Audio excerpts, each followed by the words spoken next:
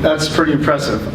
It's interesting to always have somebody tell you what you've done and how you are perceived. And for me, I can tell you that all over the country really means like maybe 2 other states.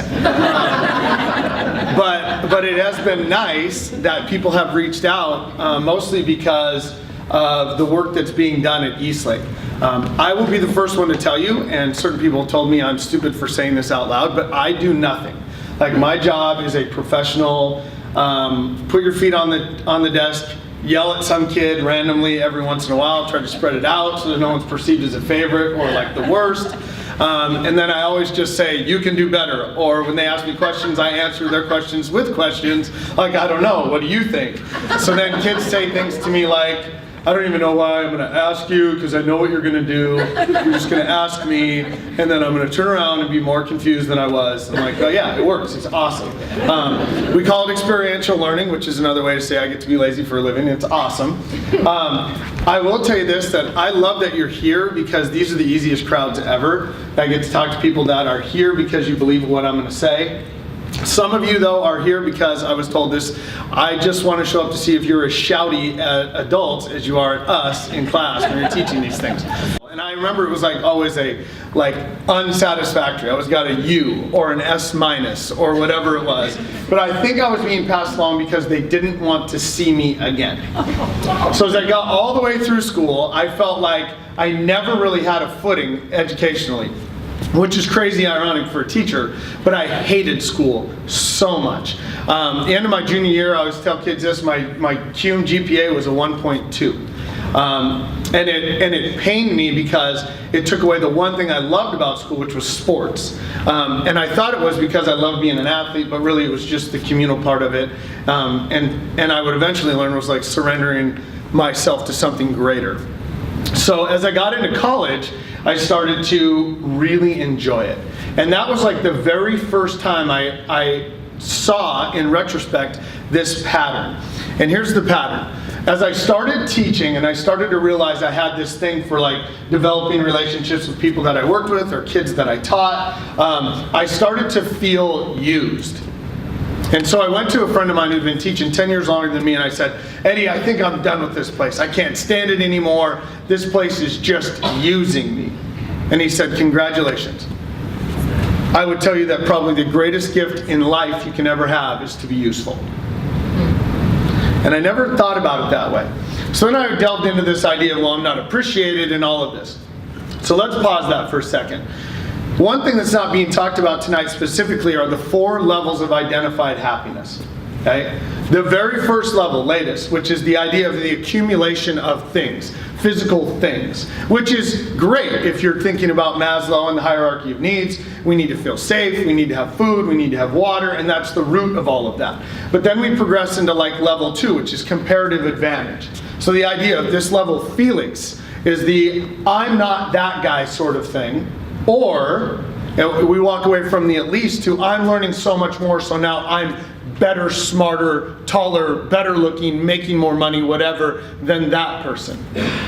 Once we kind of get that footing underneath us, I think we're able to sort of catapult into that next level. And here's why. As a football coach, I study performance a lot. I spend a lot of time. I've read Flo. I still can't pronounce Mahali, his last name, but I've read the book. It's phenomenal. I recommend it to anybody.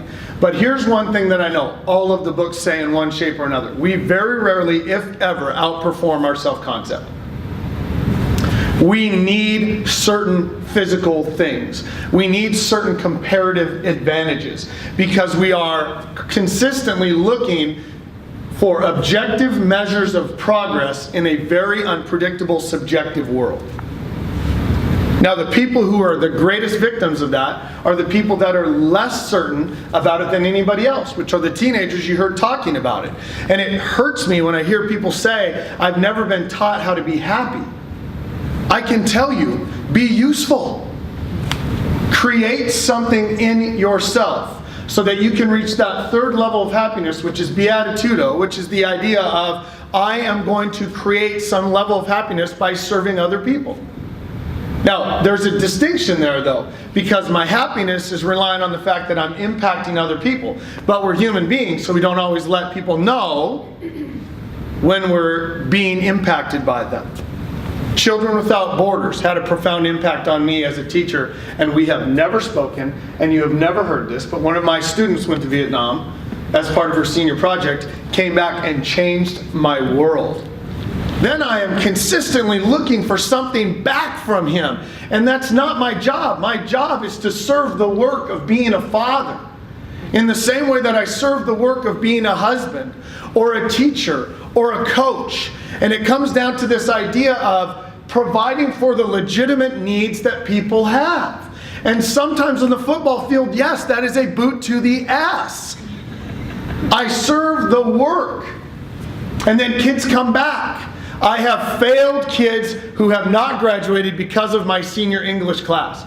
And I have received those notes 2 years later when it said that was the greatest thing that ever happened to me. Yes! I have also gotten those notes 5 years later that said, you're still the person I hate most in my life. We're not always perfect, but it's about intention and the idea of it. So, one life-changing thing was the idea of being useful. Another one was when I heard a guy say to a group of children, how many of you have been asked what you want to be when you grow up? And every kid raised their hand. And he said, that's such the wrong question. It should be, who do you want to be when you grow up? And I used to hang on that. So true, it's so true, it's so true. But it's not an and, or it's not an or sort of thing, it's an and sort of thing. It's who do you want to be and what do you want to do?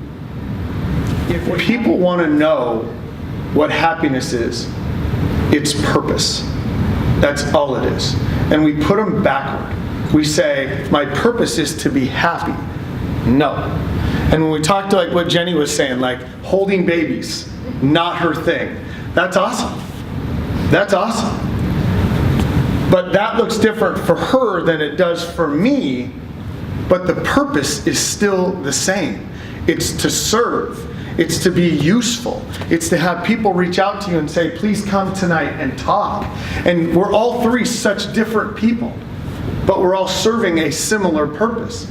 And yes, my heart is full also, but in a different way. Because I get to help kids that I work every day with, who help me every single day. So when we look at this idea of life and happiness, the pursuit is of purpose and finding yours. And so when we talk at Eastlake about Wolf Strong, Pack Strong, and people will come up with different things that they say about it, and the bottom line is this: the better you makes the better us. It is personal development in the service of others. So if you want to be selfish and you want to acquire things with the knowledge that those things can help other people. If you want to be selfish and have a comparative advantage, do it because you're learning so much and studying so much that you can help people with that.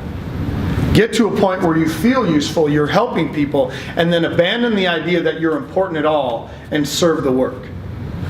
And on that level of skill building, it's the ability for us to reach some plane or some level where it's unconscious and skilled. You know how to do it and you don't even have to think about it. And I think that's when we're at our happiest. Birds don't think about flying, they just fly. And some of us don't think about loving, we just love. That is happiness for me. I appreciate your time. I know I only had 10 minutes. I think I took like 45. So thank you, and hopefully I'll look at you shouting.